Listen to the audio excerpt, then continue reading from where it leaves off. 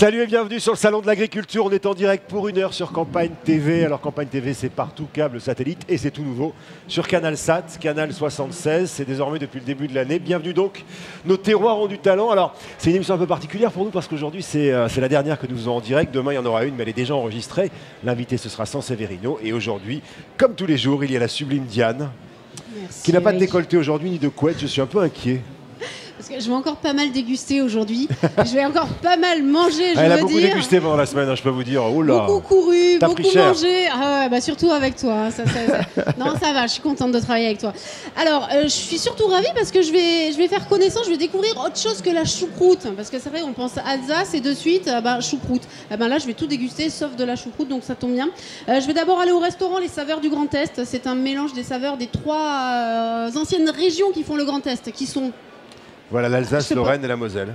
Non, l'Alsace. L'Alsace, la Lorraine et la Champagne-Ardenne. Zut. Tu m'as embrouillé, mais c'est presque bon, c'est ça. Je vais, Ensuite, je vais me faire fâcher par les clients qui sont là tout à je l'heure vais sur le aller plateau. chez Jean-Marie Marie, Ça c'est commence un bien. épicier qui ne propose que des spécialités alsaciennes, d'Alsace et de qualité. En C'est gros, super. bretzel, charcuterie, Munster. Donc je vais encore découvrir pas mal de trucs.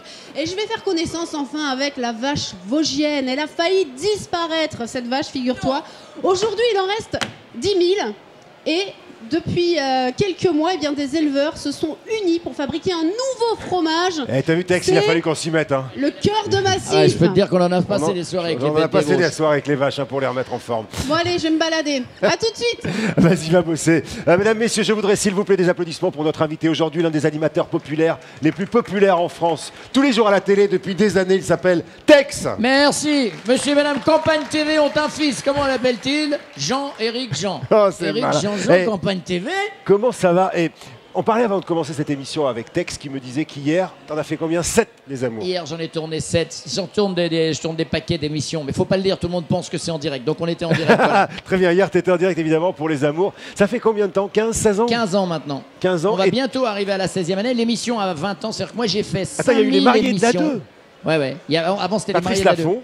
J'ai fait 5000 émissions de télé, 5000 spectacles dans toute la France et l'Alsace, bien sûr. L'Alsace, les Vosges et la Champagne. C'est quoi ton origine d'ailleurs géographique, toi? Moi, je suis originaire de Bretagne, Ouais. mais j'ai vécu en Champagne et je suis un supporter invétéré de l'Estac. Voilà. Ah bah très bien, mais donc tu fais Même partie de la dernier grande du région championnat, désormais. c'est mieux que Strasbourg. Ça va bien le foot à Strasbourg? Oui, vaut mieux pas en parler. Ça va chambrer, je sens que ça va chambrer. Vous voulez savoir ce que ça donne? Parce qu'à la télévision, vous le connaissez bien évidemment, mais voilà ce que donne Tex quand il est sur scène, car il vous le disait, plus de 5000 spectacles, hilarant, extrait.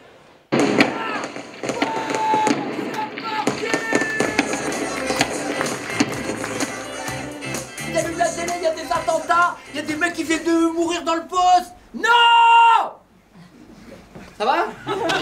C'est le bon moment, avec des gens que je ne connais pas, hein, qui n'avaient rien à faire, ils étaient chez eux, ils se sont dit on va aller voir l'autre con de la télé, hein, c'est ça? Dis donc Jean-Louis, oh là là là là, je suis allé à la manif, il n'y a pas que des sympathisants, bon, pas le droit. On a un gars qui travaille pas, un retraité, vive la France. Jean Poison, Général Vol. Général Bol de tous fourmis, vieille noblesse française, je suis maintenant à la retraite. Ah, vous vouliez que je vous déshabille, c'est ça. On sent que vous n'êtes pas venu à Pigalle par hasard. Le problème, c'est ce déséquilibre en ce moment entre les riches et les pauvres, c'est vrai. Hein, pendant qu'il y en a qui pètent dans la soie, il y en a qui en chient dans la crénique. Remarquez, moi, dernièrement, on est à 15 ans de mariage, je tenais encore la main de ma femme. Il y a un pote, il me dit, non, tu lui tiens encore la main. Je dis, attends, je la lâche, elle rentre dans les magasins direct.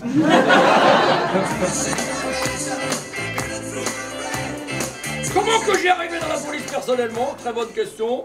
Il se trouve que j'étais en 5e CPPN, hein, donc la 5e classe pour préparer les nouilles. Encore à 27 ans. C'est mon kyste, ma bataille. Je voudrais bien qu'il s'en aille. Tu comprends que ta copine elle t'offre ça, bon tu comprends le message, hein? Bah ouais, elle veut que j'y offre un pull. Tout a commencé là, une vino veritas, picoli picolas, beau joli, beau gelage, t'as bonjour de du bœuf. Ça doit être bon de faire rire, non? C'est le plus beau des métiers de monter sur scène et de faire rire. Là, j'y vais Parce ce que- soir, tout de suite après. Là, j'adore ça. Moi, être sur scène, faire rire les gens, c'est un truc incroyable. Parce qu'être présentateur de télé, je connais un peu les sensations, c'est déjà formidable. Mais monter sur une scène, faire des blagues que tu as écrites, que tu as pensées, et voir le public réagir et se marrer, C'est assez incroyable même à expliquer parce que de toute façon, c'est une récompense directe. Il n'y a aucun métier où on est récompensé directement. Je comprends, oui, bien Les sûr, je émissions, on comprends. les enregistre. Vous, à la radio, faites la radio, vous avez Ouais, les résultats absolument. après. Là, on a un résultat immédiat. T'es pas drôle, tu dégages. T'es drôle, tu restes. Les gens, ils se mettent debout à la fin, ils t'embrassent, ils t'aiment. Ah, c'est de l'amour à l'état pur. C'est hein. marrant parce que tu as fait quand même la bonne école. Tu dis t'es pas drôle, tu dégages. Et en effet, parce qu'il a commencé au petit théâtre de Bouvard, ça Théâtre de rigolait, Bouvard, ça les rigolait cabarets à avec ton Paris. copain Bigard. Ouais, ouais. Mais ça rigolait pas non plus. Hein. Ah, ça, Enfin, c'est si, un- ça rigolait beaucoup, mais je veux dire, ça bossait. On travaillait comme des fous, on écrivait 4 à 6 sketchs par semaine. Après, c'était à la classe. Moi, c'est plus volontiers à la classe, qui avait été une très belle émission, un dénicheur de talent. Bah tiens, avec Et on Fabrice, écrivait, on avec grattait, Fabrice on grattait. d'RTL, que les anciens auditeurs de ma radio connaissent Ah oui, bien. ça rigole pas, RTL. Hein Ça rigole pas chez RTL. non, Quand non, le c'est- sketch de la valise par Bigard, réécoutez-le si vous avez une petite recherche à faire sur Internet, c'est plutôt pas mal. Ouais. Mais en tout cas, ouais, voilà, c'est le plus beau métier du monde. Avec, je trouve que quand même, travailler la terre comme font ces messieurs, c'est pour ça que je viens avec plaisir à Campagne TV. Eh ben parce que là, justement, ça, c'est laisse-moi un te, gros boulot, hein. laisse-moi te présenter des gens de cette grande et belle région qu'est l'Alsace, durant l'heure suivante, on va en parler avec eux. D'abord, il y a Jean-François Vierling. Alors Jean-François Vierling, vous êtes président d'Alsace Qualité. Bonjour Jean-François. Bonjour. Je vous présente Tex. Enfin, en même temps, est-ce besoin de vous le présenter? Non, mais on le connaît, dès qu'on est assez à côté de lui, c'est la fièvre. C'est exactement ça. Eric Trossa. Alors, vous êtes président des Brasseurs d'Alsace et fondateur de la brasserie Uberac. Bonjour Eric. Bonjour. J'adore votre prénom. Non, vous avez un truc super, c'est que vous avez un parcours de vie, on y reviendra, hein, totalement atypique. Et surtout, vous faites un produit que j'adore, donc on aura l'occasion aussi d'en parler. Merci. Un viticulteur à nos côtés qui s'appelle Rémi Adam. Bonjour Rémi. Bonjour, tout à fait. Oui. Le vin d'Alsace. Le vin d'Alsace Le qui vin fait de- partie de la culture alsacienne Mais et non, française. française, mais surtout alsacienne. D'accord. Alors, on va dire Oh là là, alsacienne, ça y est, oh là mais là, aussi là, on française. ouvre le débat là-dessus déjà. Faites gaffe, hein, vous parlez à un Bordelais quand même. Hein. Moi, je me méfierais à votre place. Et puis Pascal Claude. Alors vous, ouais, Alsace, choucroute. Ah ben, on y pense. On y pense. Évidemment. Avec vous, on va parler évidemment du savoir-faire alsacien, de la richesse du terroir. Mais si on parlait un peu de l'Alsace avec Max tout de suite. Max, c'est notre geek à nous. C'est le plus jeune de l'équipe. Hein. On l'a sorti de l'école comme Ouais, ça ouais, pour ouais. qu'il vienne avec nous. Alors, non seulement il est votre lien à vous, téléspectateurs, sur les réseaux sociaux, mais il est aussi, j'allais dire, notre petite page de géographie. Max, bonjour. Ah, il a monsieur. pas mué, il a Bonjour pas mué Eric, encore. bonjour à tous. Non, non, il a, Mais si, il a- non, ça va, je parle pas comme ça. Ah, c'est bon. c'est bon. il a C'est sa bon. voix de jeune homme. Le encore. crooner. Alors, parlons de l'Alsace. Donc, c'est l'une des zones les plus urbaines, mais aussi les plus petites du territoire français. Il y a 1 800 000 habitants sur un territoire de 8331. Prenez les notes, je fais une interrogation à la fin, les enfants. Ouais, et notez bien chez vous, hein, ici aussi. C'est une terre d'agriculture, bien sûr, avec un vignoble réputé depuis le Moyen-Âge, une terre de culture de céréales et de maïs. La région consacre un immense budget, 3,7 millions d'euros par an pour l'agriculture, et la filière bio est en plein essor. Et alors, on actuellement. va en parler tout à l'heure, mais il y a surtout, il y a le tourisme. Ouais, et Eric, il y a un truc qui va te plaire, parce qu'il y a la fameuse route des vins. Je l'ai faite. Ah, tu l'as faite. Je l'ai faite, Ouais, monsieur, voilà. je vous en reparlerai, je l'ai même faite pour Campagne TV. Il y a aussi donc la féerie du marché de Noël, il y a le château du Haut-Königsbourg, et Colmar, la capitale des vins d'Alsace. Et enfin, dans l'assiette, bien sûr, d'Alsace, c'est la choucroute, c'est le pain d'épices, c'est la flamme-cuche, le tout accompagné d'un petit Gewürz. Je te jure, Eric, il faudra un petit schnapps pour digérer tout ça. Gewürz et Riesling, on aura l'occasion de reparler de tout ça. Jean-François Vierling, je vais commencer avec vous parce qu'on va parler du positionnement de l'Alsace dans la nouvelle région. Parce que quelle région? Alors, il y a l'Alsace qui a fusionné avec la Lorraine et la Champagne-Ardenne pour devenir la grande région du Grand Est, Alsace, Champagne, Ardennes, Lorraine. Ça a changé quoi pour les agriculteurs concrètement? Bah écoutez, l'Alsace dans sa globalité avait toujours, même si on est un peu enclavé dans la vallée rhénane, toujours une vision d'ouverture. Donc forcément, c'est avec plaisir, hein, puisqu'il faut toujours savoir anticiper. Et de toute façon, il faut faire avec. Et il faut faire avec, puisque ce n'est pas nous qui l'avons décidé, mais quelque part, aujourd'hui, on n'a pas le choix. Donc nous Ouais. prenons les choses vraiment du bon côté, dans une volonté de construction, Ouais. dans une volonté aussi de fédérer les synergies, et puis donc forcément dans une volonté d'aller de l'avant. Alors il y a aussi autre chose, c'est quand même que, notamment pour les Alsaciens, désormais le chef-lieu c'est Strasbourg, c'est plutôt une bonne chose pour vous. Mais ça va changer quoi? Écoutez, je pense que tous les jours il faudra travailler, où qu'on soit. Oui. C'est une réalité, du moins pour ceux qui travaillent. Donc pour les gens de Il la me Terre... regarde en disant ça. Ah, mais que du coin de l'œil. Que du coin de l'œil. Donc ça ne changera pas Ouais, parce que beaucoup. t'as déjà, enfin, t'es comme moi, Tex, t'as déjà travaillé ou pas? Moi, j'ai pas le sentiment de travailler, c'est vrai. Je fais un métier passion, et quand on fait des métiers passion, et je le souhaite à tout le monde, on n'a pas le sentiment de travailler. Ouais. Voilà. Pardon, je vous ai coupé, monsieur. Non, mais bien sûr, il faut travailler, évidemment, ça ne va pas changer grand-chose en cela. Mais quand même, vous avez agrandi, j'allais dire, le territoire. Forcément, pour notre petite région qu'on est, à tout point de vue, à la fois dans les productions agricoles, Ouais. ça change un peu puisqu'il faudra réapprendre à vivre à côté de nos cousins maintenant. Hein. Et donc de s'organiser à la fois sur les marchés, de trouver les complémentarités nécessaires pour travailler encore mieux ensemble, pour véhiculer une image hyper positive et puis celle globalement que la région dans son grand ensemble véhicule. Donc une image positive, une image européenne, puisqu'on est un peu quand même au centre, au cœur de cette Europe qui aujourd'hui est un peu malmenée. Ouais. À nous de donner l'exemple de construction qui a toujours animé cette grande région. Qu'est-ce qui est pensé et qu'est-ce qu'on peut imaginer, j'ai envie de dire, pour des régions et des populations aussi différentes que l'Alsace, la Champagne, la Lorraine et l'Ardenne, pour être réunies sous une même bannière? Qu'est-ce qui va se passer? Parce qu'il va falloir qu'on se sente un peu tous de cette même région. La réunion se fera d'abord par la volonté des hommes ou des femmes et des hommes hein, de construire et de voir l'avenir ensemble. Je veux dire, chaque région a sa typicité, ses spécificités également. Mais d'un autre côté, je le disais tout à l'heure, on a cette force de la complémentarité qu'il faut savoir additionner. Pardon. On a certes on en est très fiers, notre vin d'Alsace. Aujourd'hui, on a le champagne, on a notre crément, qui est notre fierté. Mais je veux dire, l'un ne fera pas de mal à l'autre et je pense que les deux vont se tirer les uns et les autres vers le haut. Rémi Adam, votre avis m'intéresse justement. Qu'est-ce que ça va changer pour vous, cette grande région? Parce que c'est vrai que désormais, vous êtes en frontal avec le champagne. Pas vous, mais non. Pour le crément. Non, le crément, non. Le crément est un produit qui est complémentaire au champagne. Je cherche pas la bagarre du tout, hein. Je me renseigne. Il est vrai qu'un champagne reste un champagne, un crément reste un crément. On joue peut-être pas dans la même cour, mais point de vue qualité, c'est vrai que le crément a vraiment très bien évolué ces dernières années. Et tout le monde ne peut pas se payer du champagne. Donc il est vrai que le crément, actuellement, il faut savoir qu'on fait des très grands créments. Il y a même un crément qui a détrôné une très grande marque en Champagne. Donc ça veut dire qu'avec le terroir qu'on a, on arrive à faire des produits de très grande qualité. Et je ne pense pas que ça va faire de la concurrence ni à l'un ni à l'autre. Au contraire, il y a de la place pour tout le monde. Éric Trossat, on parle de bière?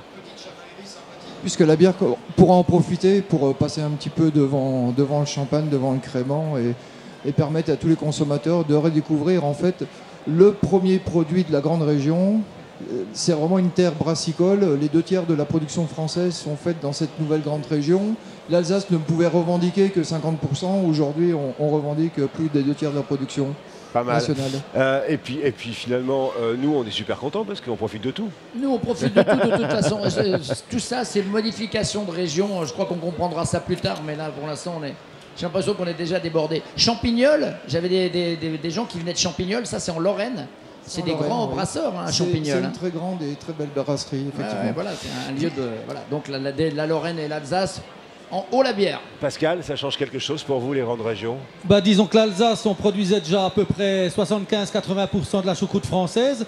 Donc on a un collègue en Champagne, donc maintenant on doit être à 90-95%. Et paf, on est les meilleurs, j'ai bien compris. Allez, on va faire un tour maintenant dans les travées de ce salon de l'agriculture. Je rappelle qu'on est en direct sur Campagne TV. On va retrouver Diane. Alors, Diane, elle est avec Jean-Marie, pardon, je baisse la tête, mais c'est pour regarder ma fiche. Hein. Jean-Marie, qui est charcutier. Non, elle est où, Diane? Alors pas du tout, Eric. Ah bah voilà, je suis avec Joël Singer. Bonjour Joël.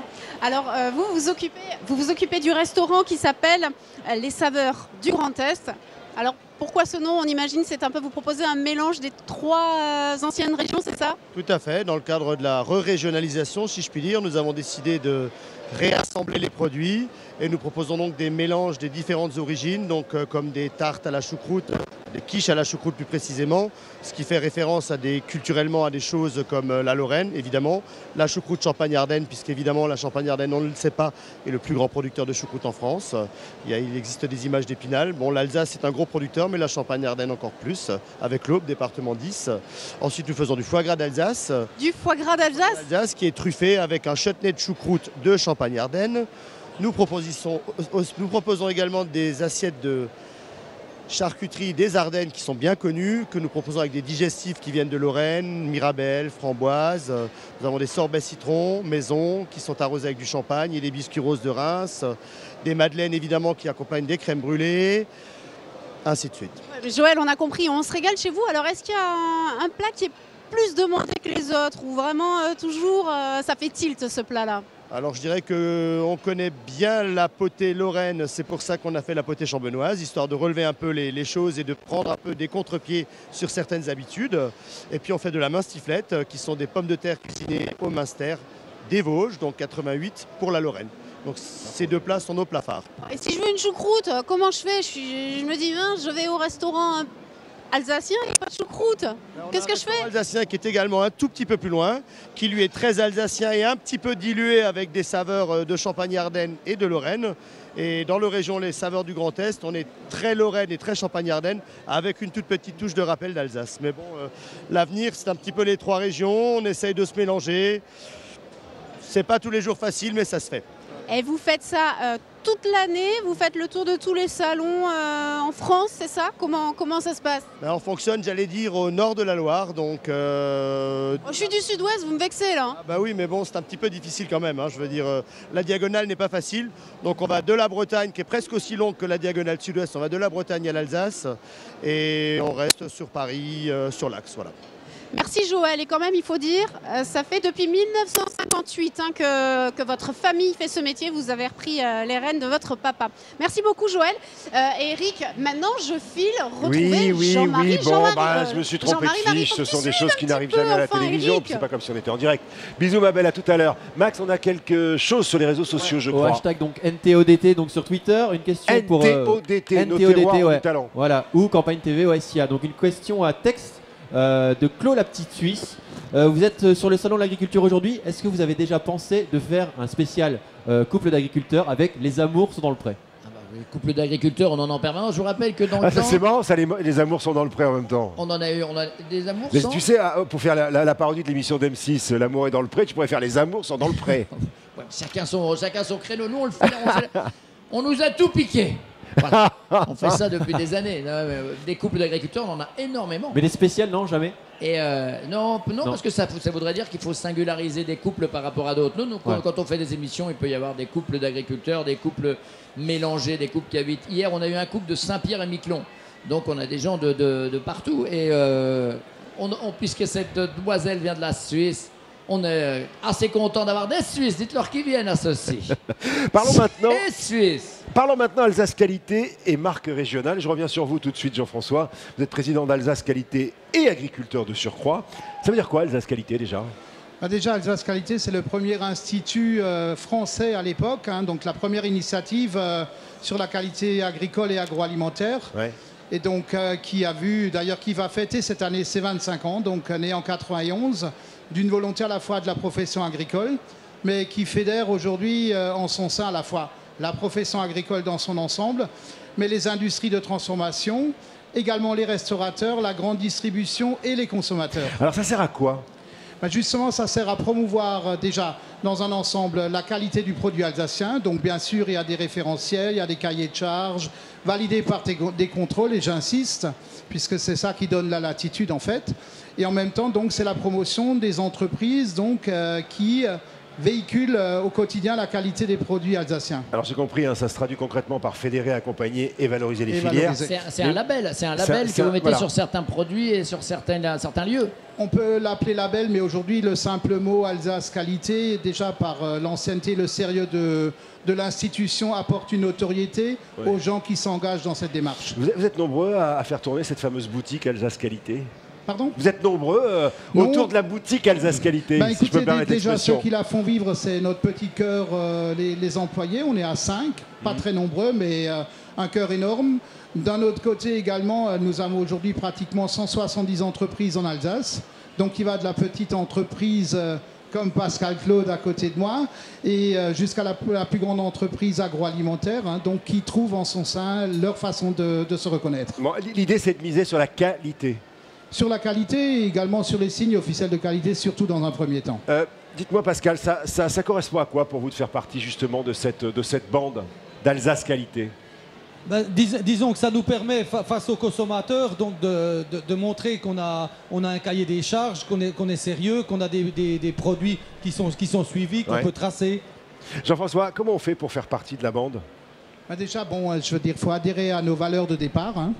C'est-à-dire apporter d'abord son enthousiasme et surtout aussi essayer de promouvoir à travers son action propre, celle de son entreprise, véhiculer ses convictions propres, celles de l'Alsace, donc la rigueur, le sérieux, donc aussi, et apporter cette marque de confiance aussi qu'il faut aujourd'hui adresser à nos consommateurs, à ceux qui mangent nos produits.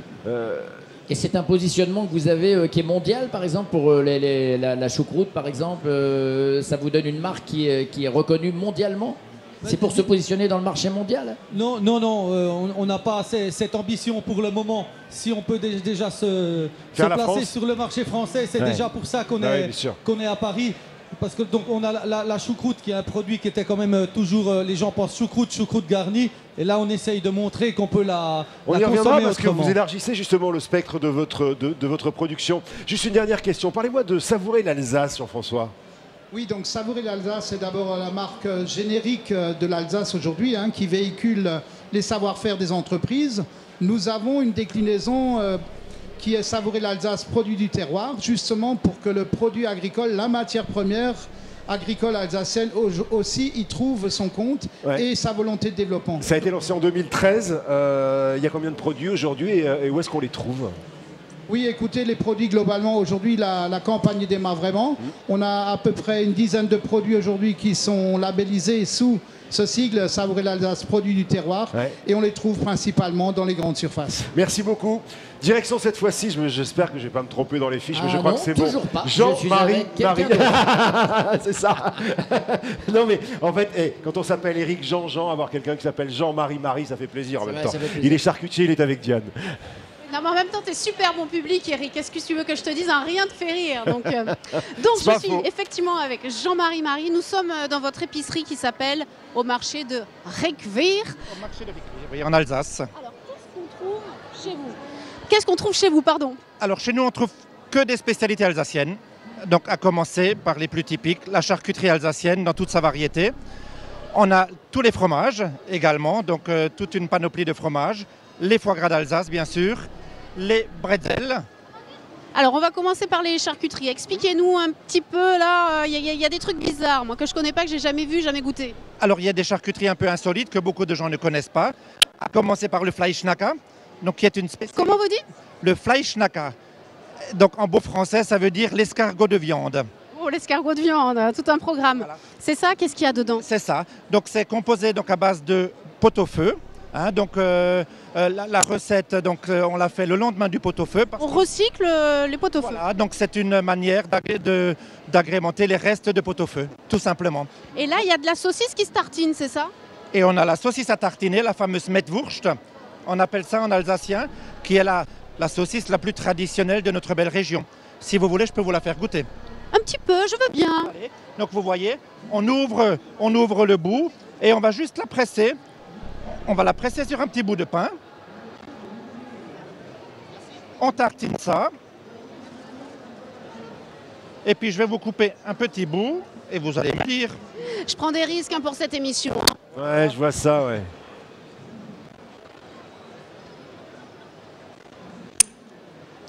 Ah ben j'avais pas envie, mais c'est bon en fait. Hein. Qu'est-ce que vous en pensez? C'est pas mal. Non mais c'est très bon. Voilà. Et alors, non, en revanche, moi je voudrais goûter les bretzels. Ça, j'adore les bretzels. Alors, je peux vous faire goûter une bretzel traditionnelle, donc la bretzel salée, que donc nous, sur le stand, on fait cuire sur place. Parce qu'il y a plusieurs recettes de bretzel, hein? Disons, il y a une seule recette originale. Hein, donc, c'est la bretzel salée, c'est le vrai bretzel. À côté de ça, nous, on confectionne des bretzels aux céréales. On confectionne également des bretzels au Münster. Et il le fait cuire sur place, hein, juste derrière nous. Là, il y a des fours. Tout ça, on les fait cuire sur place. Donc, si vous voulez, on est justement en train de confectionner des bretzels au Münster. Voilà, juste derrière. Et alors, vous, on peut vous trouver en Alsace, hein, vous avez plusieurs magasins en Alsace, hein, c'est ça? En Alsace, donc on a 2 adresses. Je vous prends le bretzel en même temps que vous parlez. Ah bah, tout à fait. Oh, il est chaud, génial. Elles sont encore chaudes. Hein. Donc en Alsace, vous nous trouvez à Requewihr, Donc nous sommes installés à Ricvire depuis 22 ans. On a 2 points de vente à Ricvire et également donc un point de vente depuis 4 ans à Colmar. C'est merveilleux. Le bretzel est merveilleux. Diane, est-ce C'est que un tu peu m'en- salé, ça donne envie de boire. Est-ce que tu mais, m'entends, Diane? Un verre d'eau, Diane. ça sera parfait derrière. Diane, Diane, Bien sûr. Elle ne Ça m'entend pas. s'accompagne d'une C'est bonne une bière. catastrophe. Je suis Merci en train de beaucoup, mourir là avec Jean-Marie elle. J'ai la- Alsacienne. J'ai fort J'entends là, bien. dans ce truc-là. Tu m'entends pas, Diane? Absolument pas. Non, mais c'est ça, coucou. Bon, tant pis, on ira envoyer quelqu'un. On enverra Noémie, qui est notre assistante productrice d'émission, qui ira chercher de la charcuterie pour nous, parce que ça avait l'air vraiment hyper bon. Max, quelque chose à dire? Ouais, donc sur les réseaux sociaux, il y a Cécile qui a réagi au hashtag NTODT, donc qui voudrait savoir, elle voudrait tenter sa première choucroute. Alors vin, bière en accompagnement, et quel vin ou quelle bière Alors vous lui peut-être que conseillez? le mieux placé, c'est Pascal pour répondre. En même temps, je peux aussi demander à Rémi et à Eric. On va commencer par Pascal. Oui, ben moi, je voudrais pas me fâcher avec mon ami Rémi, mais en général, j'aime bien une bonne bière blonde, légère et bien fraîche. Ouais, qu'est-ce que vous en dites? Rémi, vous proposez quoi, vous? Moi, je préférerais prendre un vrai Riesling. Un peu sec. Sec. Voilà, donc on peut l'avoir sec quand il est jeune, avec un côté floral, ou alors si on l'aime un petit peu plus mature, on va prendre un Riesling qui est sur des côtés minérales, Et en même temps, issus du terroir. Donc, fromage et dessert, on peut prendre les deux aussi. tout à fait, Commencer par avec une le bière. fromage, on prendra un Gewürztraminer. Ben voilà. Voilà. Et si on va aller un peu plus loin, on prendra une vendange tardive. Ah là là, Eric, on va en parler dans quelques secondes. Eric, vous proposez Forcément, quoi? la choucroute s'accompagne très bien aussi d'une bière. On peut mettre un petit peu de vin lors de la cuisson, mais le mieux c'est quand même de l'accompagner tous les jours avec une bière. Rémi, vous êtes viticulteur, vigneron Tout à fait. indépendant sur le domaine Pierre Adam. Voilà, je suis vigneron indépendant et j'insiste un peu sur ce label. Non, mais surtout, c'est une histoire de famille. C'est une très belle histoire que la vôtre. Une vraie histoire de Tradition famille. de viticulture dans la famille. Voilà, de génération en génération. Ouais. Ça fait combien de générations qu'on est là-dedans chez Alors, vous? chez nous, au domaine Pierre Adam, on n'est pas. C'est fait que la 3e génération. Ouais. Et donc, on est installé sur Amerschuir. Alors, ça vous Je vous parle remercie peut- de l'avoir dit à ma place parce que j'avais Donc, peur de le à dire. côté du fameux village de Kaisersberg, Ouais. la cité du docteur Albert Schweitzer. D'accord. Et donc, Amerschuir, c'est un des plus grands villages viticoles d'Alsace. Vous cultivez, vous vinifiez, vous faites vous-même votre mise en Voilà. bouteille. On est vigneron indépendant, Ouais. donc on a nos vignes, on fabrique notre raisin, on le transforme, on le commercialise. Et donc, on a un métier vraiment très, très complet. La viticulture dans votre région de l'Alsace, c'est une tradition qui date, je crois, quasiment du Moyen-Âge. Les vins d'Alsace, ils ont leur cépage, ils ont leur nom lié au cépage. Comment ça se passe? Voilà, donc actuellement, on a revendiqué toujours les cépages et on le fait toujours. Et donc maintenant se greffe là-dessus les terroirs. Donc on a des terroirs, on a des grands crus. En Alsace, on a 51 grands crus. Donc la notion de grand cru en Alsace est assez récente. Oui. Et le dernier grand cru à être classé, c'est le grand cru de mon village qui s'appelle Käferkopf. Ouais. La tête de hanneton en français. Hein, et donc, on en a 51. La deuxième phase dans notre classification, ça va être les lieux-dits. Hein, et donc, en Alsace, on revendique déjà 7 cépages. Donc, je peux vous les énumérer. Bien sûr, bien sûr. Voilà. Donc, on démarre avec le Sylvaner, le Pinot Blanc, le Pinot Auxerrois, le Riesling qui représente la majorité de la plantation en Alsace. On a le Pinot Gris qui s'appelait Tokay avant. Hein, J'adore Tokay ça, Pinot moi. Gris. Mais vous en faites pas beaucoup de ça. Hein. Ah si, le Pinot Gris a pris une place très Alors importante dans le peut-être vignoble que alsacien. je confonds avec le pinot noir. Et alors voilà, donc après on a le Gewürztraminer et le seul vin rouge qu'on cultive en Alsace, Ouais. c'est le Pinot Noir. Oui, qui est assez peu fabriqué pour le coup, mais qui est Qui très est très bon. assez peu fabriqué. Très bon d'ailleurs. Ouais, Ouais, mais ouais, qui ouais, est en moi, train Alsace, très, très de bon. prendre une ampleur assez importante avec le réchauffement climatique. Ah. Voilà, donc il faut savoir que, je ne sais pas si vous savez pourquoi qu'on a beaucoup de vin blanc en Alsace et peu de vin rouge. Mais non, j'allais vous poser la question justement Voilà, parce que vous par faites rapport à essentiellement vous, du voilà, blanc. vous qui êtes de Bordeaux, pourquoi vous avez beaucoup de rouge et peu de blanc?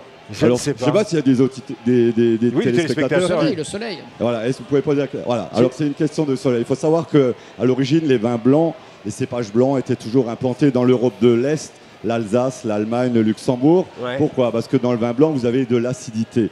Dans le rouge, on a surtout du tanin. Et ce qui se passe avec le réchauffement climatique, l'acidité a tendance à disparaître. Donc vous avez Ok. l'acide tartrique qui se C'est- dégrade Attendez, mais c'est avec le réchauffement c'est une climatique. catastrophe pour vous, Rémi. C'est très catastrophique. Parce que vous êtes en train de changer vos vins. Voilà, donc on est en train de faire des vins qui sont à boire plus jeunes. Hein, autrefois, Vous un savez Riesling, on devait attendre plus longtemps parce qu'il avait une acidité plus présente. Et donc maintenant, avec le réchauffement climatique, on a l'acidité qui se dégrade. Je comprends. Donc on va faire des vins Donc qui sont... on va trouver du Gewürztraminer anglais quoi. Voilà. C'est ça. Mais Et non. actuellement, Mais oui, on trouve en même temps, déjà oui. en Belgique du vin blanc et qui est pas trop mal. Mais nous, ça nous inquiète pas trop, mais c'est plutôt pour les vins, nos confrères, nos collègues qui se trouvent dans le sud de la France, où eux, les vins blancs à terme vont disparaître. Et on mettra beaucoup plus de vin rouge. J'ai juste deux questions, très vite, on va essayer de passer. Pour expliquer à ceux qui nous connaissent, pas vraiment le vin alsacien. Les plus célèbres sont le Riesling, il est plutôt sec. Voilà, il y a 3 cépages principaux. Riesling un peu sec, voilà, Gewürztraminer Riesling, plutôt à l'opposé le Gewürz qui est Ouais. très fruité, très aromatique, Ouais. sur des notes de rose et de litchi Et au quand il milieu est jeune. Et donc en vieillissant, on aura plutôt le Gewürz en allemand. Gewürz veut dire épice. Ouais. Gewürzlich, pour ceux qui comprennent l'allemand. En vieillissant, ça va aller sur un côté un peu poivre et réglisse. Et puis il y a un truc génial chez vous. Donc on parlait de nos tourismes. J'ai eu la chance de la faire. Je suis un motard et j'ai Voilà. pris On a ma moto, j'ai fait la sûrement, route des vins. on est les précurseurs dans ça le c'est Nord. dingue. Voilà. Alors elle est courte, On est les 170 km, mais on- cette route des vins est dingue. On est les meilleurs en France. On est les premiers. Ah là là Voilà. là là, la chauvinerie. On est les meilleurs. Non, honnêtement, cette route est formidable. Ouais, on est quand même au niveau de l'onotourisme, on a été les premiers. Alors il est vrai que on a un Inauguré en patrimoine historique qui est très 1953. important. Hein. Inauguré en 1953, la Voilà, route des vins. c'est ça. La route des vins, c'est la première route des vins en France. Et donc en fait en Alsace, on fédère beaucoup. Et donc on a réussi à faire une route des vins qui est extraordinaire. Ouais. Et bon, géographiquement, elle est assez pratique. Donc on a pu la tracer sur une ligne. Mais c'est vrai qu'on a les villages très typiques qui sont très beau. C'est C'est très magnifique. beau. Et puis, alors il y a Il faut plein pas se tromper, d'escales. hein. Tu Et- peux t'arrêter dans plein d'endroits, boire des coups, discuter. Les gens Donc, sont il sympas. faut savoir quand Non, mais même que vraiment, c'est l'Alsace, chouette. c'est la troisième, Colmar est la troisième ville au monde la plus visitée. Ouais. C'est passé dans un journal anglais. Hein, donc, avant Paris, par rapport à sa surface, Colmar, la troisième ville au monde la plus visitée, donc également avec le vignoble alsacien. Bon, on parle, mais je pense qu'il est temps de sortir maintenant de ce plateau. On va partir retrouver Annick Bronner, j'espère que je le dis bien, qui tient la ferme auberge du Grand Ballon. Elle nous présente le repas Marker. Alors après, il faudra peut-être m'expliquer ce que c'est que le repas Marker.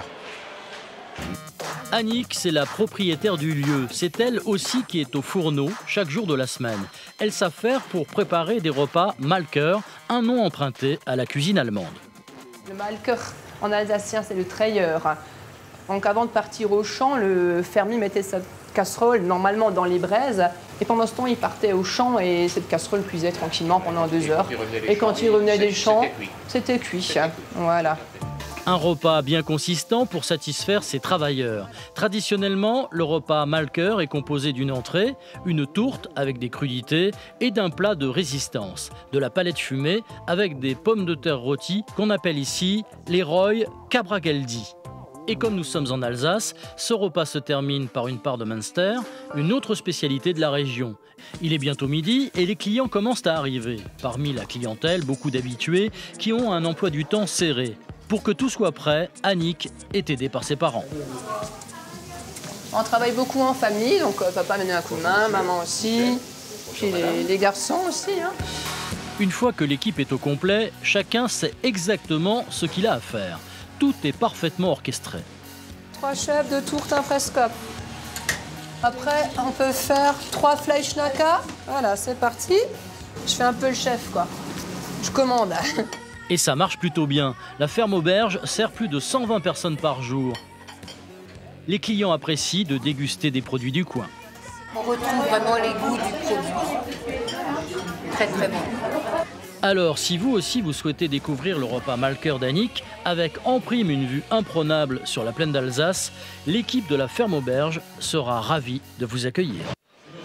Ouais, je ne sais pas si quelqu'un peut m'expliquer ce que c'est le repas Marker. C'est un repas de fête, c'est un repas... Parce qu'elle faisait son repas, d'Annick, non, pas particulièrement. Je regardais les images là, de ce reportage en me disant que vous avez quand même une belle région. Avec du vin, de la choucroute, on y reviendra, et de la bière. Je suis un grand Et fan puis les de petits bière. noms, tout ça, on parlait du Madame Königsbourg, le Markstein, le col Évidemment. du Bonhomme, le ballon, le grand ballon, c'est des week-ends magnifiques quand Ouais. vous voulez partir avec les enfants, les faire découvrir la géographie, la France, les terroirs et tout, c'est un très très bel Je vous endroit. dis, j'ai l'Alsace. fait la région ce printemps là en moto, c'était dingue. Il y avait un temps formidable, un petit bout de route des vins, tout ça. Et puis Eric, la bière, donc c'est là que je voulais en venir. Alors, je sais que vous avez une histoire incroyable parce que vous êtes le président des Brasseurs d'Alsace. À l'origine, vous êtes ingénieur dans le nucléaire. Vous buvez votre première bière à 23 ans, c'est vrai? Seulement. Pour fêter votre diplôme d'ingénieur. Quasiment, c'est Et ça exactement change ça. votre vie. Et c'est une révélation, c'est C'est une dingue, découverte. c'est beau. après 3 ans passés en Alsace. Ouais. Voilà, ça se passait à Eurobière, à l'occasion du premier salon Eurobière, qui était un salon professionnel pour que les distributeurs en France puissent découvrir des bières des 4 coins de l'Europe et les distribuer au travers de la France. Et vous vous dites, je veux faire ça? Je me suis pas dit ça tout de suite, non. Je me suis dit, je vais apprécier les bières maintenant. Après, là, je sais pas ce que je... Après, entre guillemets, j'ai quand même été travailler quelques années dans le nucléaire, dans l'industrie nucléaire, pour me dire qu'au bout de 5 ans, c'était pas ça la vie. J'avais envie de monter mon entreprise et dans une activité conviviale et sympathique, ça s'est trouvé que je l'ai fait dans la bière. Sauf Eric, que quand on n'est pas du sérail, comment on fait pour inventer une entreprise qui fait de la bière et surtout que votre bière elle est particulière, c'est votre bière. Tout à fait, c'est pire que pas être du sérail, c'est pas être de la région, c'est n'avoir jamais fait de bière et puis mais à cette époque-là, il y a 20 ans, les brasseries artisanales, en France, ça commençait. On trouvait un petit retour de brasserie artisanale. Les Bretons ont été les premiers à relancer l'activité. Et moi, je me suis inscrit dans cette mouvance-là en 99. On nous regardait d'un drôle d'air. C'était pas possible au sein de la capitale française de la bière. On n'imaginait pas qu'on puisse faire la bière autrement que dans des grandes brasseries historiques. Ouais. À faire des produits conventionnels et l'artisanat au fond d'un petit bâtiment avec des petites cuves, on l'imaginait pas du tout. Et aujourd'hui, alors qu'aujourd'hui c'est vous les rois justement du marché, c'est-à-dire que c'est vous. On n'est pas les rois, c'est complètement complémentaire aux produits traditionnels. Il y a une véritable demande de produits artisanaux, régionaux, locaux par le public aujourd'hui. Et à tel point que depuis 3-4 ans, l'explosion des brasseries artisanales, c'est deux brasseries par semaine qui se montent en France. Depuis 3 ans, c'est plus d'une centaine de brasseries artisanales qui se sont créées ces dernières années. On était à peine 50 en 99 quand j'ai lancé la mienne. Aujourd'hui, c'est plus de 800 confrères qui existent sur le territoire. Alors, la matière première de la bière, c'est le houblon. Ah ben, bien sûr. Comment on fabrique de la bière? Enfin, je ne sais pas si c'est facile à expliquer en 30 secondes, mais comment on fabrique de la bière? Le vin, je connais à peu près. Enfin, je n'ai pas dit que je savais faire, mais j'ai compris à peu près. Ça, c'est le gros truc de la bière, c'est que tout le monde imagine, imagine comment on fait du vin, la bière, comme tous les touristes qu'on reçoit tous les jours à la brasserie, vous auriez pu en faire partie. Avec plaisir. C'est pas le houblon. Le houblon, c'est que l'épice de la bière. On va aromatiser la bière avec une petite pincée de houblon, 1 petit gramme par litre en gros, pour amener de l'amertume et quelques arômes. Mais juste du houblon et de l'eau, on va faire de la tisane et puis ensuite on va aller se coucher parce que le houblon c'est soporifique et ça fait dormir.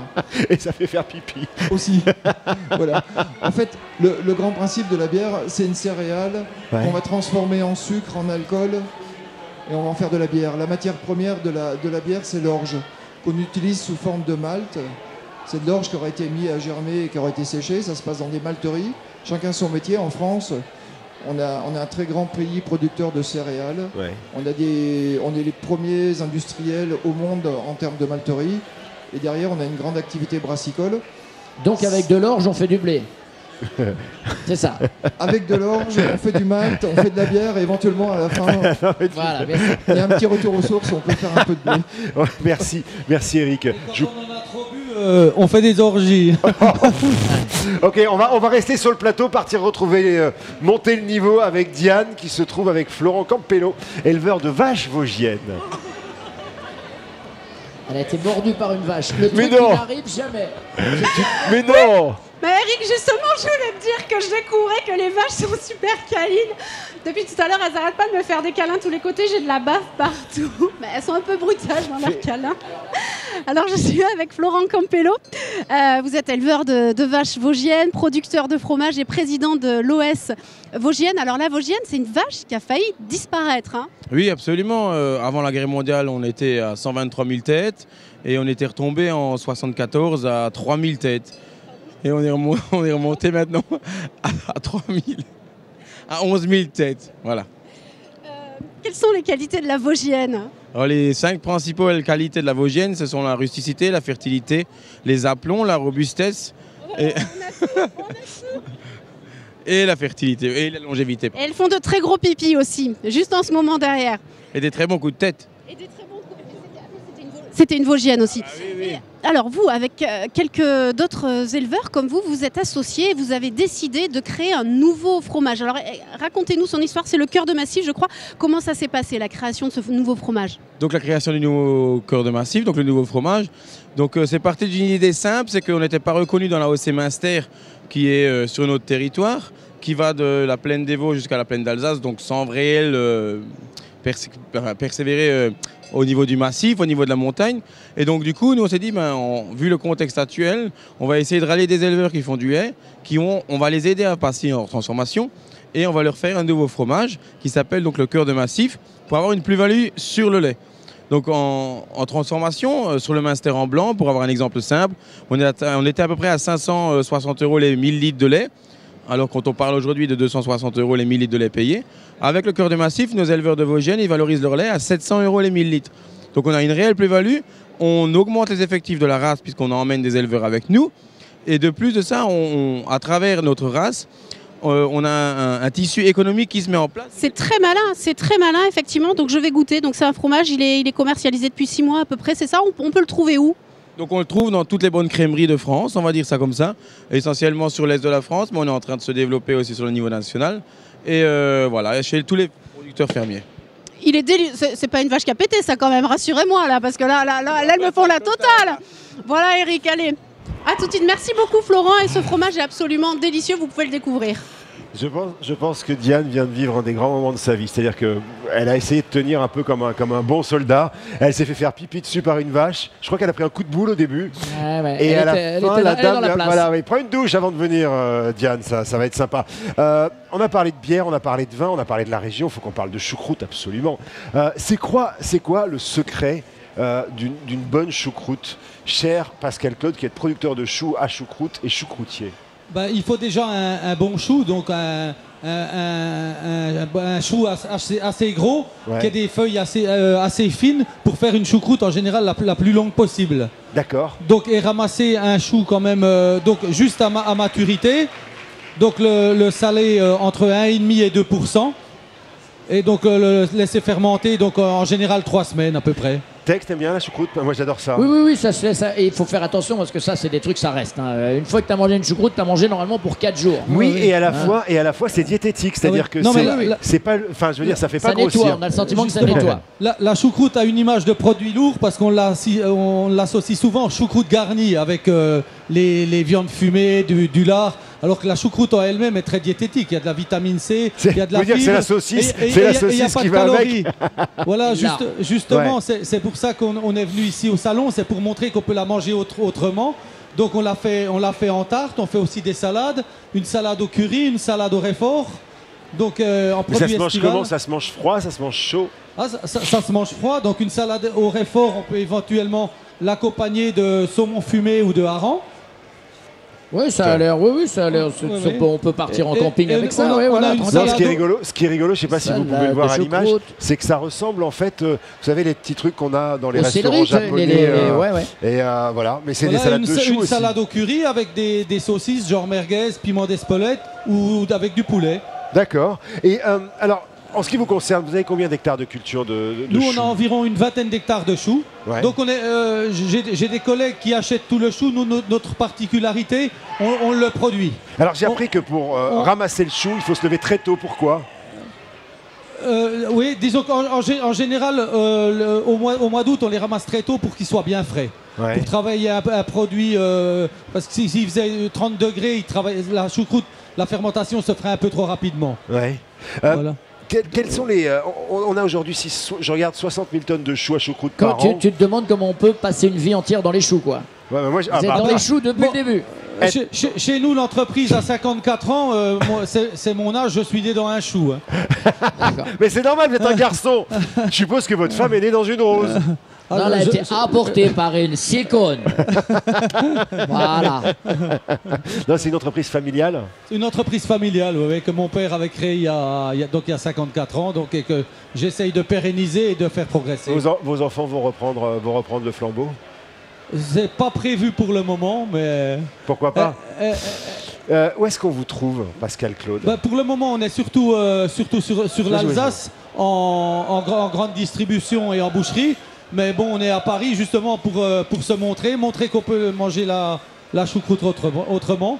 Et puis on l'a fait goûter, on a un bon succès. On va s'en occuper dès la fin de l'émission parce que parler la bouche pleine, ça va être compliqué. Je vous propose maintenant, on ne pouvait pas passer à côté, de partir sur les hauteurs de la Bresse à la rencontre de la famille Huss qui fait de la vache vosgienne et du Munster. Sur les hauteurs de la Bresse, au petit matin, un son de cloche résonne dans une ferme auberge. Celui d'une star locale, la vache vosgienne. Grâce à ces dames, on produit le fromage le plus réputé de la région, le Munster. Pour faire un bon Munster, c'est la même recette depuis des siècles. Comment va? Bah écoute bien. On commence toujours par l'empressurage, le mélange de la traite du matin au lait écrémé de la veille. Et donc c'est un lait qui est à 30 degrés, donc auquel on a ajouté la présure qui a permis de faire coaguler, cailler le lait. Et maintenant on est au stade où on veut séparer le petit lait et le fromage. Hein. Il est prêt à être travaillé, donc coupé. Hein. On va briser le caillé. Du moment que du petit lait se sépare, ce sera du fromage blanc qui deviendra le Munster après 3 semaines d'affinage. Hein. Tu as fait tous des petits carrés comme ça. Oui, voilà, c'est ça. Et ça, ça réussit suivant l'humeur du jour, tu vois. Hein, des fois, ils sont plus carrés, des fois plus ronds. Et il a quel nom, l'outil? C'est le Roimleffel, hein, la louche à crème. Faire du Munster, c'est une tradition qui, comme cet outil, ne date pas d'hier. Dès le 9e siècle, on défriche les hautes chaumes vosgiennes pour faire paître les vaches et fabriquer le bon fromage. Et donc là, on a l'acidité qu'il nous faut pour passer au moulage et être assuré de l'égouttage du fromage. Hein. Donc tous les matins, une quarantaine de fromages. Tout à fait. Ça fera un fromage de 500 grammes. L'égouttage, c'est l'étape qui va permettre au fromage de se débarrasser du petit lait et de se solidifier pour faire apparaître ses premières rondeurs. Très bien, donc là, tu vois, on va déjà passer au premier retournement. Hein. Ouais. Donc le fromage, il tient déjà en lui-même. On tourne, voilà. Hein. Et donc là, il est déjà moulé sur un côté. Et donc, deuxième retournement pour midi, encore une fois, hein, ce soir, pour les 5-6 heures, pour travailler vraiment sa forme et qu'il soit le plus lisse possible. Hein. Ça y est, le fromage est né. Au bout de 24 heures, le résultat est encore plus saisissant. C'est assez de plus de moitié, là. Automatiquement, ça s'égoutte pour se retrouver à cette taille de main. Parce que Munster, c'est 2,5 cm qu'il doit avoir. Voilà. Donc pour la suite, là, tu vas les saler maintenant. Maintenant, on va pas au salage. D'accord, et ça se passe dans la petite pièce à côté? Dans la petite pièce à côté, la salle d'égouttage. Voilà. Et c'est là que tu vas les saler. Et donc là, voilà. Hein. La phase suivante, c'est donc le salage. Hein. On retourne le fromage et du sel qui sera le conservateur. Hein. Voilà, la cave. Maintenant, on est dans la phase finale. Hein. Et donc là, la cave, c'est ce qu'il y a de plus précieux quand tu fais du fromage. Entendez par précieux les bactéries qui prolifèrent sur les planches et qui nourrissent le Munster. Voilà, hein, le fromage, il blanchit, ça veut dire il vit, il a besoin d'eau.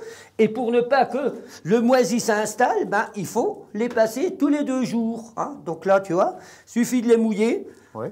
On y passe et c'est bon, hein, le fromage est nourri. À bonne température et avec un coup de main d'André, le fromage va gagner tout son goût. Et donc au bout de 3 semaines, ben, il a sa croûte.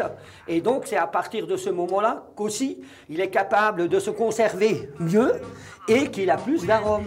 Pour résumer, petit passage en revue de la gamme avec André. Donc là tu as le blanc qui vient de descendre. Hein. Ensuite tu en as qui ont déjà un peu plus de couleur, tu vois, c'est le fromage à 21 jours, ça. Hein. Et donc là, on a vraiment le Munster affiné, où sa couleur, déjà, de par l'âge, se fonce. C'est là qu'il est le meilleur pour être goûté. Ah oui, absolument, il n'attend que ça, et nous aussi. Bon, hein. On va y aller alors. Avec du bon pain, mais sans pain, ça se mange aussi. On trouvera du bonheur encore. Hein. Moi, je suis partant. On y va. Très bien, bien. Et ben voilà, on va passer aux belles choses. Enfin. Vas-y, régale-toi. Oh, c'est avec grand plaisir, oui. Il est là pour ça. Hein. Et ben voilà, ça c'est fait le Munster. Max, quelque chose à rajouter peut-être? Oui, une petite question sur le hashtag NTODT, donc à Eric Trossa de Jaja92 qui fait une drôle de comparaison. Le nucléaire et la bière, est-ce que c'est Homer Simpson qui vous a inspiré? Non, le seul point commun, c'est l'inox de nos cuves qui permet la qualité de la fermentation, l'hygiène tout au cours du processus de fabrication. Très bien, très bien, très bien de réflexion. Je rappelle que vous pouvez nous suivre évidemment sur les réseaux sociaux. On arrive à la dernière ligne droite de cette dernière émission en direct depuis le Salon de l'Agriculture. Demain on est à l'antenne, mais c'est déjà enregistré, on sera avec Sanseverino. Viens, Diane. Diane est sonnée. Elle a pris un coup de boule d'une vache qui lui a fait pipi dessus. Tiens, assieds-toi ma chérie. J'ai couru un marathon. Assieds-toi ma Alors petite j'ai chatte. l'air super classe comme ça, mais en fait je suis toute transpirante. Voilà. Je suis pleine de bave de vache. Ah bah oui, dis. J'en peux plus. On a perdu Diane. Ah, Eric m'a tué. Eric m'a tué. Bon alors, qu'est-ce que t'as J'ai un ramené? défi pour toi. Bon, tu peux voir ce que c'est parce que de toute façon tu sais pas ce que c'est. D'accord. Vas-y, je le tiens si tu veux. Et qu'est-ce que c'est? Elle me fait goûter des C'est trucs du bizarres. pollen, ça, non? Vas-y, goûte. Et j'ai le même à côté en noir. Vas-y, goûte. Qu'est-ce que ça peut être? Aucune idée. C'est en rapport avec ce qu'il y a sur le plateau. C'est du houblon, ça? C'est du houblon de l'orge? De l'orge. Oui, Mais c'est quoi? très bon. C'est de l'orge. C'est de l'orge. C'est ça, c'est de l'orge? Dites-moi, Non, ou c'est du dites-moi. malt? C'est du malt. C'est du malt, c'est du C'est du malt. malt. C'est de Eric, l'orge. Et la différence quand il est noir et quand il est blanc, c'est la couleur de la bière. Goûtez les deux nuances. Parce Alors, qu'en je goûte. fait, Alors, là, il en reste que c'est quelques-uns bon. parce que notre Noémie c'est l'orge, nationale ça, a c'est tout le fait malt. tomber. Donc, merci Noémie. Ah oui, celui-là il est cuit, non? ah, celui-là, il Mais est. ça peut se manger à il est l'apéro, gris- ça? Complètement, ouais. De Oui, toute façon, après pourquoi pas. Avec un votre petit expérience peu de avec sel. les vaches vosgiennes, vous ruminez déjà beaucoup. Il manque plus grand-chose. Là, j'ai trop donné. Là, j'ai Voilà. j'ai tout donné pour toi, Merci, Eric. Là, merci, mais- j'ai passé une super semaine avec Moi toi. En aussi, tout cas. voilà, c'est la fin de cette émission, Donc là, n'oubliez vous pas. goûtez- Oui, j'en prie. Vous goûtez deux sortes d'orge, de malt. Le premier qui est juste séché, le deuxième qui est bien grillé et qui Ouais, va nous très bon. permettre de faire des bières des bières brunes, des bières noires. C'est Et la celui-là couleur de la bière, le deuxième, Ah la oui. couleur de la bière est donnée par le degré de touraillage, de grillage du malt. mais Très c'est Plus il bon, sera hein. grillé, Super plus bon. développera de la couleur et des arômes. Je vais aller Je voir crois le qu'on est en produit train de se fini tout à transformer l'heure. en vache. Hein. C'est la fin de cette émission. Je voulais pas qu'on se quitte sans vous dire que Tex, mon copain Tex, sera ce soir à la Basse, c'est ça, hein, La Basse, c'est à côté de Lens, ouais, je pars à côté de Lens pour le spectacle, voilà, et puis bien sûr tous les jours à la télé pour les amours. Et puis je voulais vous remercier à tous parce qu'on s'est fait une super semaine, parce que c'est fatigant le salon, mais c'est une chouette semaine. Je voulais Noémie, petite souris sans qui ça n'était pas possible aujourd'hui, Diane, Maxime, Anne, Mathieu qui réalise toutes ces émissions, Alexandra, je vais en oublier, hein. Yantel. Voilà, mais c'est mal écrit, c'est pour ça. Hein. Marion, Benoît, Manon, Yul, Sophie, Christelle, les scripts de Yantel. l'équipe Stop Go, Olivier Allemand qui est le patron, Véro évidemment, les maquilleuses aussi, Caroline et Julie, les Superman du son, notamment mon pote Romain qui m'a permis de bien entendre et de bien être entendu, et c'était pas facile avec moi, Marina, Roland, bref, voilà, c'était cool. Merci à vous d'être venus pour parler de l'Alsace Salut, avec moi. Eric. Salut chouchou. Tex. Merci à l'Alsace de nous avoir Merci. reçus. Et puis Merci voilà, beaucoup. tiens, je vous laisse le Ciao, spectacle c'est la fin à de cette Monsieur le émission. On Président se retrouve d'Alsace demain. Qualité. C'est une émission enregistrée. L'invité c'est Sanseverino depuis le Salon de l'Agriculture. Ciao.